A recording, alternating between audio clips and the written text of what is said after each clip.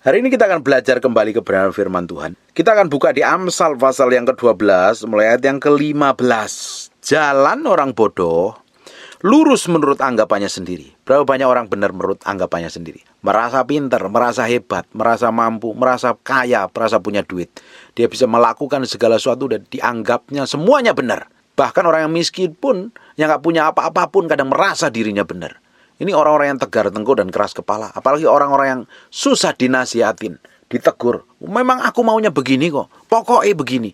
Kalau sudah begitu, kamu termasuk golongan orang bodoh yang menurut anggapanmu sendiri, pengertianmu sendiri, cara pandangmu sendiri, kamu paling benar sejagat raya. Orang-orang model kayak begini kalau dibilangin bantah. Kalau nggak bantah marah, kalau nggak marah ngamuk. Terus ujung-ujungnya kepahitan. Dengerin pendeta, oh aku nggak suka sama pendeta ini. Ngomongnya terlalu ketus, ngomongnya terlalu nyakitin. Ya kamu yang tertemplak. Lo kamu dengar khotbah kamu tertemplak. Orang pendeta ngomongnya keras, tertemplak. Biar bertobat, jangan bela diri. Ditegur suaminya, ditegur istrinya nggak mau sadar diri, ditegur pendeta nggak mau sadar diri. Kamu merasa dirimu benar terus, akhirnya kamu mengasihi dirimu sendiri, ya nggak akan berubah. Kalau kita pingin orang lain berubah, ya kita harus berubah.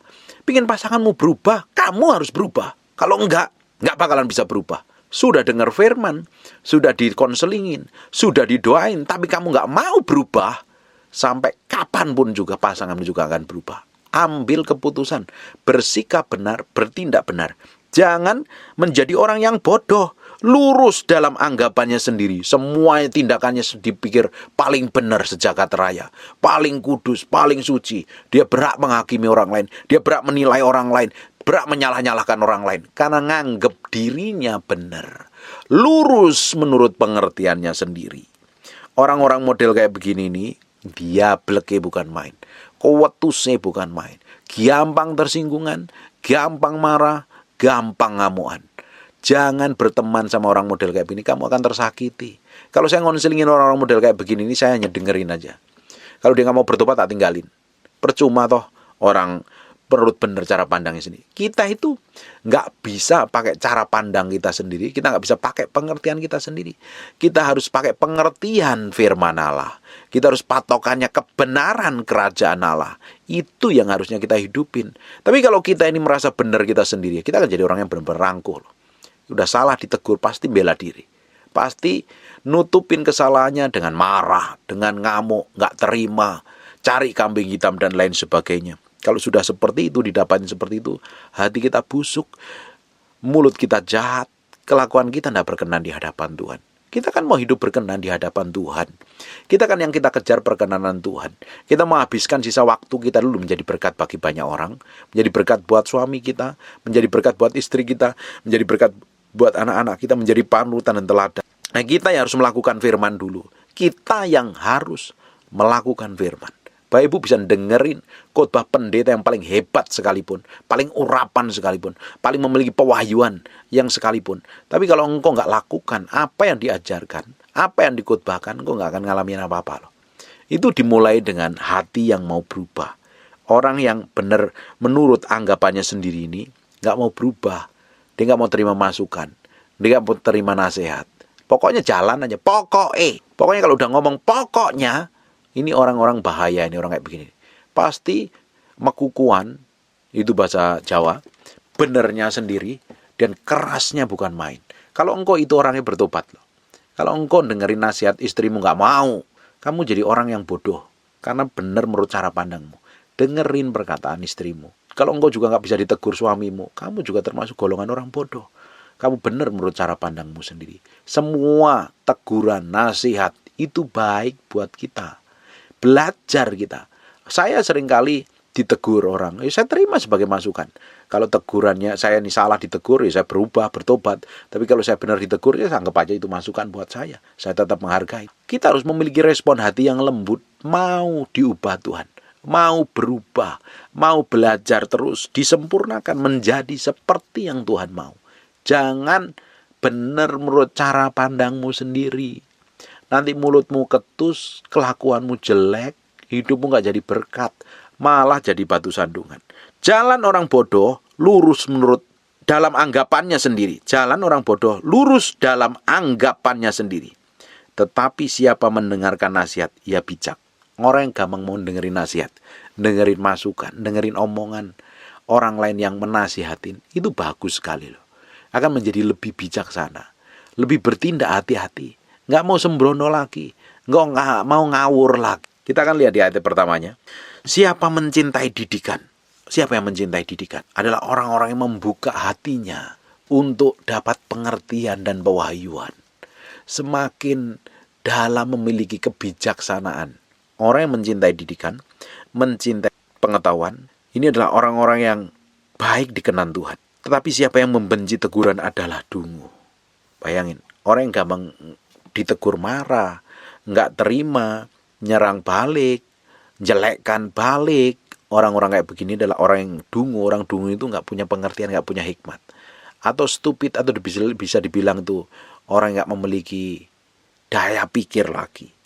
Orang-orang model kayak begini pasti kacau, pasti hidupnya ngawur, pasti mulutnya jahat. Orang-orang kayak begini ini hidupnya nggak ada pengandalian dan penguasaan diri. Bapak Ibu, kalau kamu memiliki sikap yang buruk saja dengan pasangan hidupmu, kamu akan mengalami pernikahan yang mengerikan. Bukan pernikahan yang menyenangkan. Kamu bukan menikmati surga di muka bumi. Kita harus kan memiliki pengertian. Jangan benermu sendiri.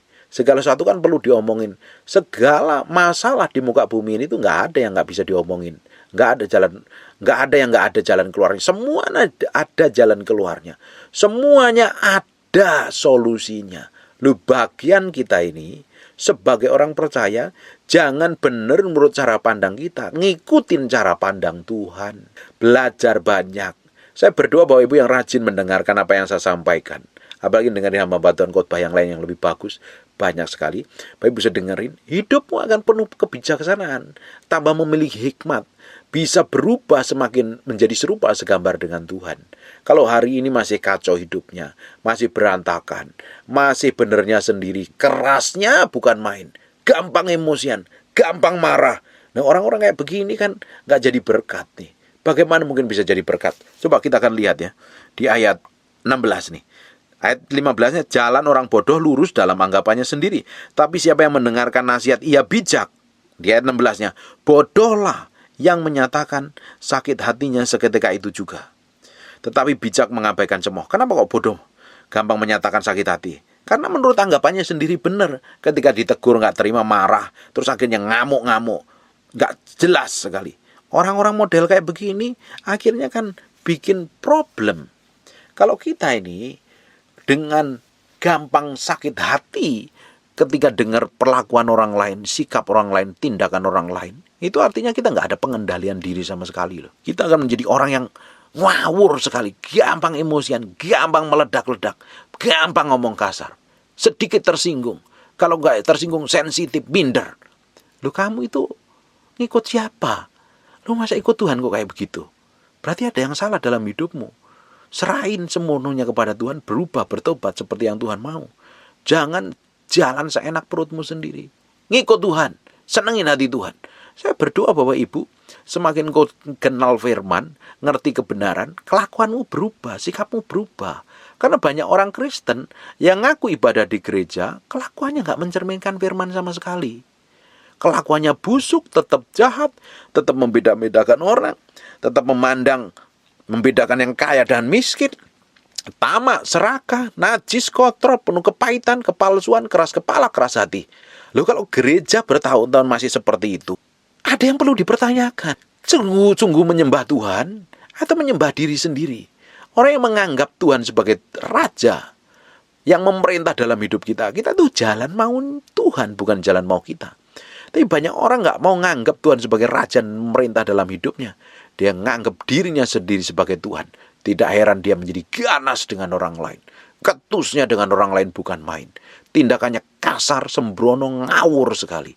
Orang-orang model kayak begini, orang yang akan menjadi batu sandungan bagi banyak orang. Boleh dia melakukan aktivitas rohani, tapi kan tercermin dari kelakuan dan kebusukan hatinya. Ada orang-orang tertentu yang gampang marah, meledak sekali loh. Tersinggungan sensitif. Diomongin sedikit tersinggung, nggak terima. Udah begitu ngamuk-ngamuk. Bodoh. Alkitab kan ngomong bodoh lah orang yang menyatakan sakit hatinya seketika itu juga. Orang bodoh. Orang nggak bisa pengendalian diri. Bodoh menurut Alkitab itu nggak berkenan di hadapan Tuhan. Ini orang-orang benar-benar otaknya nggak jalan. Orang bodoh itu nggak bisa berpikir. Ngapain ya aku bertindak seperti ini? Ini berkenan di hadapan Tuhan apa tidak? Bodohlah yang menyatikan sakit hatinya seketika itu juga, tetapi bijak yang mengabaikan cemooh. Loh, orang ngomong kan gratis. Apalagi kalau orang kita ini udah salah dinasihatin, kita nyerang balik, kita ngelawan. Kita tambah bodoh. Kalau kita salah, sadar diri, kalau ada orang kasih masukan, kasih nasihat, terima dengan baik-baik. Justru itu akan membawa kita naik level. Sudah salah, dikasih tahu, bantah. Ngeyel, ngamuk, cari kambing hitam. Itu kurang ajar. Udah begitu jadi hamba Tuhan. Udah begitu pelayanan di gereja. Istrimu kepahitan, suamimu kepahitan, anakmu kepahitan. Karena kamu hidup penuh dengan kepalsuan. Ya apanya yang bisa dicontoh dengan model kayak begitu?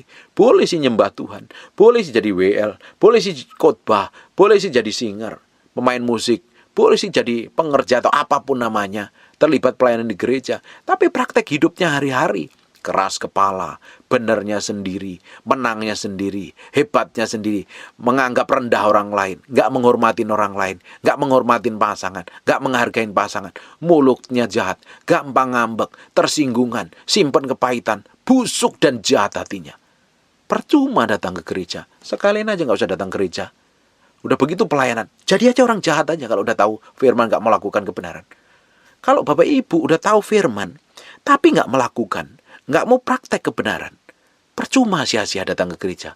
Kamu udah buang-buang duit, dengerin khotbah tapi kelakuannya tambah jahat. Lebih baik nggak usah gereja. Sadar diri dan bertobat itu. Kalau datang ke gereja ya bertobat dulu, sungguh-sungguh cari Tuhan. Kejar Tuhan, kenalin Tuhan, hidup berubah.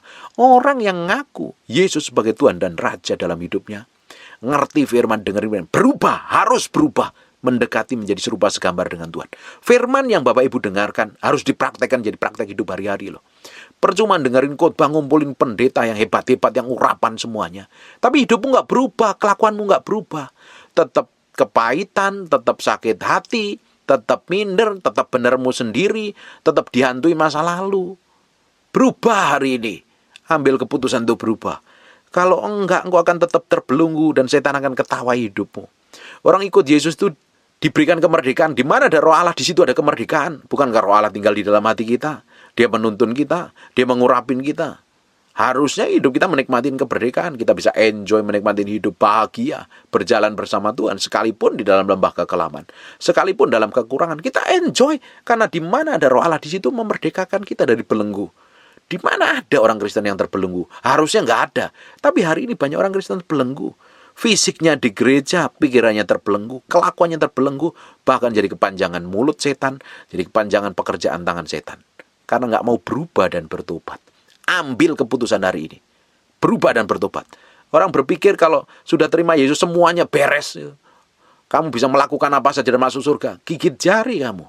Ada bagian harus kita kerjakan. Bapak Ibu, harus kerjakan bagianmu di dalam Tuhan. Berubah karaktermu, sikapmu, kelakuanmu. Bagaimana mungkin kamu nganggep percaya Yesus masuk surga tapi hidupmu penuh kepahitan, sakit hati, benci dan dendam? Padahal di 1 Yohanes 3 ayat 15, barang siapa membenci sesamanya dia adalah seorang pembunuh manusia. Dan tidak ada seorang pembunuh yang bisa masuk dalam kerajaan Allah. Nggak dapat bagian dalam kerajaan Allah. Dipikir enak-enakan jadi orang Kristen. Jadi orang Kristen itu belajar pikul salib, sangkal diri, matiin daging. Berubah karaktermu, sikapmu, tindakanmu berubah. Jangan jadi orang yang munafik, palsu, penuh kepalsuan. Di gereja haleluya. Di rumah jahatnya bukan main. Mulutnya ketus. Kelakuannya busuk dan jahat. Berubah. Ikutin firman. Jalan sama firman. Nikmatin firman. Hidup dalam kebenaran. Kita kan sama-sama. Hidup kita ini terus diperbarui, berubah. Dan setiap orang lain diprosesnya dalam hal yang berbeda-beda. Setiap orang punya kelemahan yang berbeda-beda. Kelemahan itu yang harus diremukkan, dimatikan. Supaya hidup kita semakin diubah menjadi serupa segambar dengan Tuhan. Bukan jalan mau kita sendiri. Bukan kita bertindak seenak perut kita sendiri. Saya berdoa loh. Engkau yang rajin mendengarkan apa yang saya sampaikan. Hidupmu tambah hari tambah menyerupai Yesus Kristus Tuhan. Udah dengerin khotbah kuatusnya kayak begini. Kerasnya kayak begini. Tapi kamu gak berubah. Tetap babak belur, tetap kacau, tetap stres, tetap bingung. Saya gak habis pikir mesti diapain lagi. Dengar firman, praktekkan, lakukan hidupmu. Hidupi baru hidupmu akan menikmati semua hal yang baik. Hidupmu akan menikmati semua kebajikan dan kemurahan Tuhan. Hidupmu akan dibawa mengalami level yang berbeda hari demi hari. Nama Tuhan akan dipermuliakan atas hidupmu, dan apa saja yang dikerjakan tanganmu Tuhan sendiri akan bikin berhasil. Saya sampaikan firman ini seringkali seperti ini, karena saya seringkali mendapatin orang-orang yang terlibat pelayanan di gereja. Di luar gereja kelakuannya jahat, munafik, palsu, serakah, tamak, hidup dalam kenajisan dan kepalsuan hidup. Harus berubah hari ini. Bagaimana mungkin kita akan melihat kegerakan besar, kita akan terlibat dalam pelayanan ilahi, di mana pengurapan kuasa Tuhan mengalir melalui hidup kita ini jadi bejana yang kotor, najis, penuh kepalsuan hidup. Kita harus beri hati kita ini sepenuhnya untuk Tuhan, untuk menyenangkan hati Tuhan, untuk mempermuliakan nama Tuhan. Nggak ada yang lain. Ini udah akhir zaman. Hidup kita harus dedikasikan untuk Tuhan sepenuhnya. Sepenuhnya. Jangan menjadi orang yang gampang ngamuan, gampang tersinggungan, gampang sakit hati. Percuma kamu kalau datang ke gereja kelakuanmu terus-terusan seperti itu. Udah begitu keras kepalanya, bukan main. Susah dibentuk, susah dinasihatin. Kalau ditegur pendeta, langsung ambil langkah 1000 kali, pindah gereja. Terus kamu pikir pindah gereja, orang nggak tahu, Tuhan nggak tahu kelakuanmu, kamu pindah gereja karena kelakuanmu yang busuk. Kamu di gereja yang kamu pindah yang baru, Tuhan akan bentuk. Kita tuh nggak bisa lari dari proses dan pembentukan Tuhan. Coba orang bikin kesalahan di gereja, pindah gereja lain, kamu akan bikin kesalahan yang sama. Kalau kamu belum beresin, kamu juga akan dibentuk. Kamu coba lari yang lain, terus dikejar Tuhan. Nggak enak dikejar-kejar Tuhan karena kelakuan buruk dan jahat. Lebih baik bertobat dan berubah. Jangan tutupin pelanggaran kesalahan dengan marah-marah, dengan cari kambing hitam. Nggak ada gunanya sama sekali. Hanya menunjukkan betapa bodohnya kita, betapa kita nggak pengertian, betapa masih rohani kita kanak-kanak sama sekali. Harusnya kita kan bertumbuh dewasa, beranjak dewasa. Semakin diubahkan menjadi serupa segambar dengan Tuhan. Semakin berjalan seperti ketetapan Tuhan, hidup kita menjadi berkat. Nama Tuhan dipermuliakan melalui kehidupan kita. Orang bisa melihat manifestasi Tuhan melalui kehidupan kita, melalui tindakan kita, sikap dan perbuatan kita. Sama pembantu kasar, teriak-teriak, sama sopir gampang ngamuan.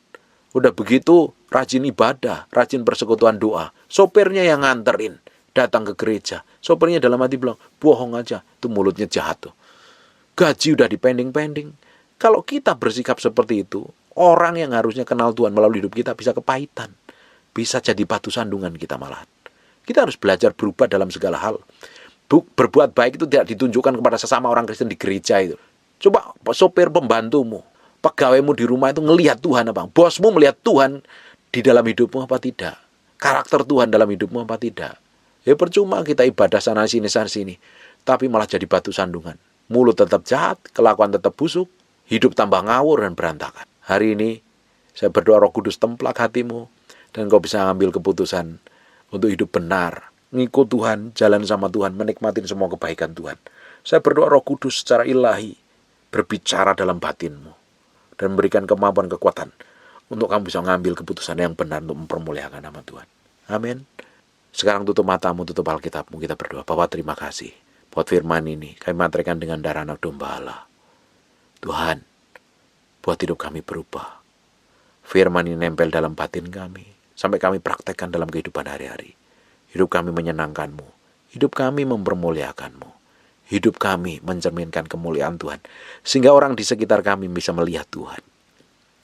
Kami percaya hidup kami dipenuhi dengan Roh Kudus, di mana ada Roh Allah, di situ ada kemerdekaan. Hidup kami merdeka dari semua perbuatan jahat dan kedagingan hawa nafsu kami. Kami bisa memilih hidup yang benar, dan hidup kami bisa memerdekakan banyak orang karena kuasa Tuhan mengalir dalam hidup kami. Terima kasih Tuhan. Kami kembalikan segala hormat, pujian, pengagungan buat Raja kami yang maha. Hamba-Mu berdoa orang yang sakit dan mengalami kelemahan tubuh, oleh bilur Yesus, oleh darah Yesus, jadilah engkau tahir, jadilah engkau sehat, jadilah engkau sembuh.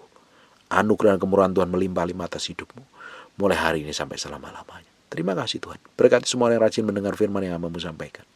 Berkati mereka, dimanapun mereka berada.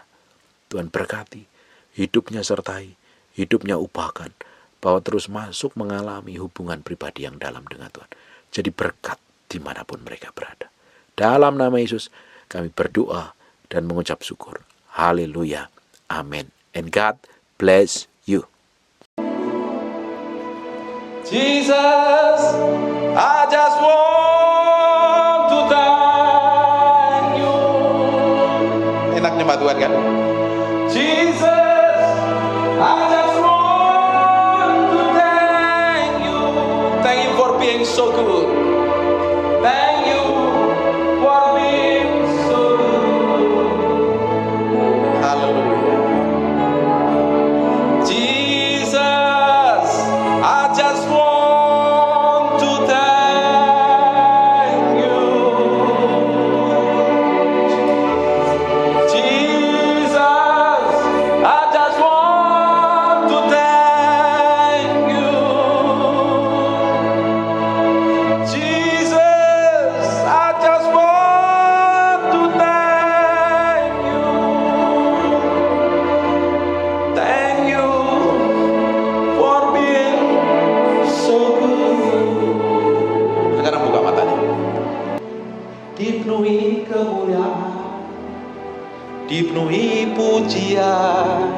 Kalau mulutmu kerjaannya nyembah Tuhan, ya gak akan ngomel. Nyembah Tuhan enak kan? Saya bilang nyembah Tuhan itu enak daripada ngomel, daripada buntu, daripada ngeluh. Kalau lagi stres bingung, cari Tuhan. Jangan cari pendeta. Kau saja yang suci, Kau layak terima glory. Yesus Kau Tuhan. Nyembah Tuhan. Pak, suaraku falas, Tuhan gak peduli. Pak, aku ngomong aja falas, nyanyi. Kau saja yang suci. Yang lain gak suci, hanya Tuhan saja yang suci.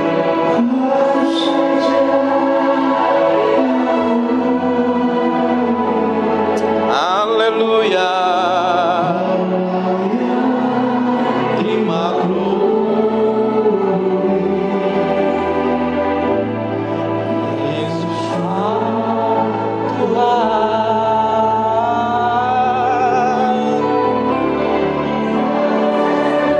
Oh Jesus, we love you, we love you, we love you. Kau saja yang layak,